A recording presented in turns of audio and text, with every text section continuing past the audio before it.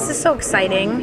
It really is. I mean, it's not the most typical thing that you're on a show and then it gets canceled and then the fans rally and then it actually gets picked up and then a whole new platform is released and you're one of the big shows coming out. And I mean, there's a lot of things we're not allowed to talk about, but they decided to talk about two characters and I'm one of them, and I'm just blown away. This is so cool. So what can you say?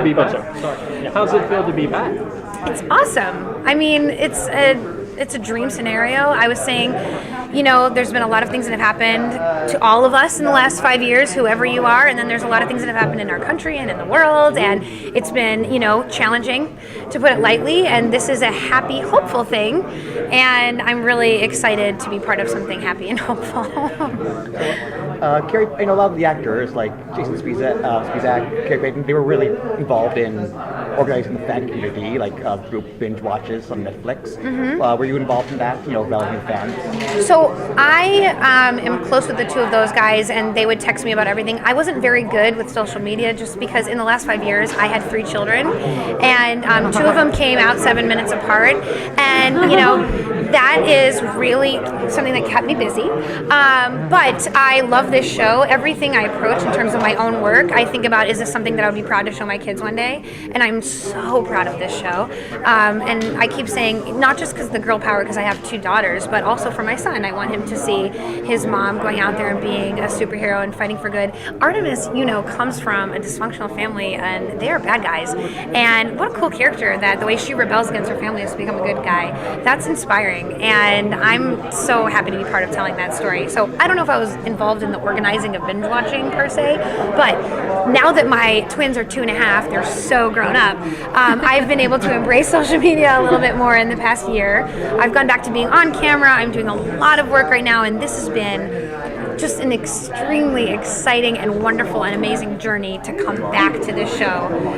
There was a 5-year gap between season 1 and 2 in recording, but there was a 5-year gap in real life between season 2 and 3 in recording, and I have had so much evolve and change in my personal life during that time, so I'm really bringing that here. Does it feel like a parallel with Artemis in the show now too? Like, we don't know how much time has passed. Right. You don't know how much time has passed, and you don't know what I'm doing in season 3. I do, and I can say that I drew a lot from my life, and it wasn't a challenge. I also drew a lot from my own love of the show. So, it's not like I have to look up who this character is and how did I feel about them 5 years ago. I mean, this is like etched into my heart. So it's, when I read certain scripts, I would laugh out loud. I hoot and hollered at a couple things because those were things we didn't do when we were on Cartoon Network, and on this new platform, it's a lot more intense and sexier and funnier and scarier, and it's racier, and I'm excited about it, and there's things that are so much sadder. I can't talk about any of it, but it's great.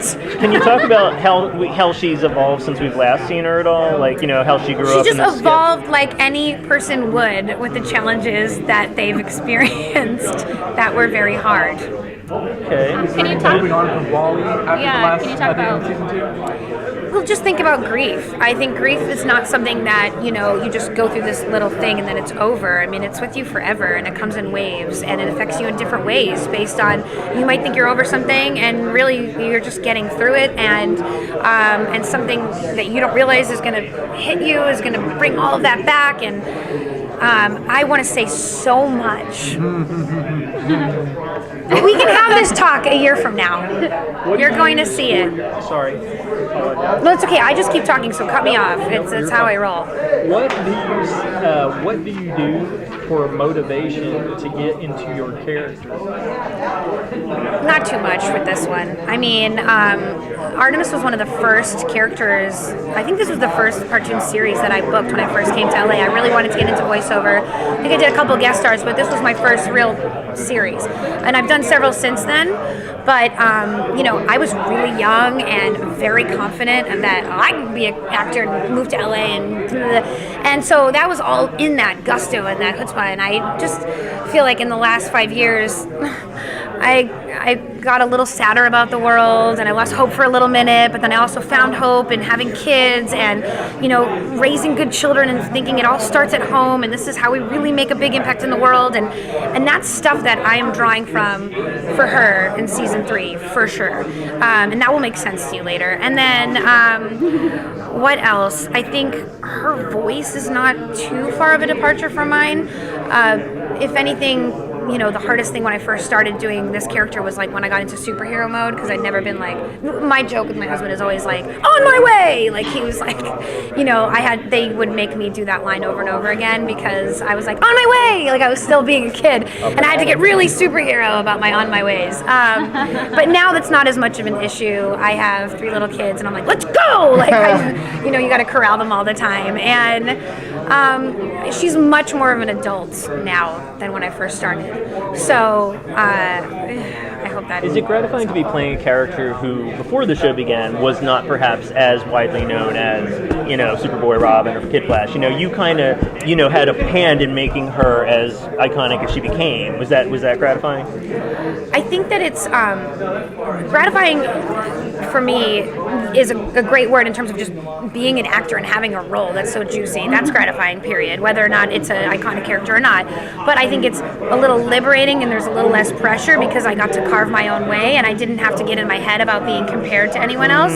So I think that's really important.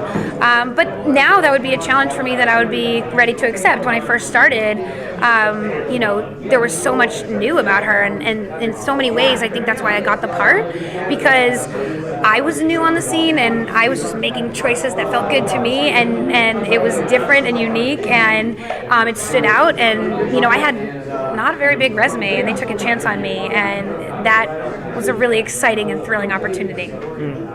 But yeah, it's definitely not as scary taking on a role that you get to create yourself. Thank you so much.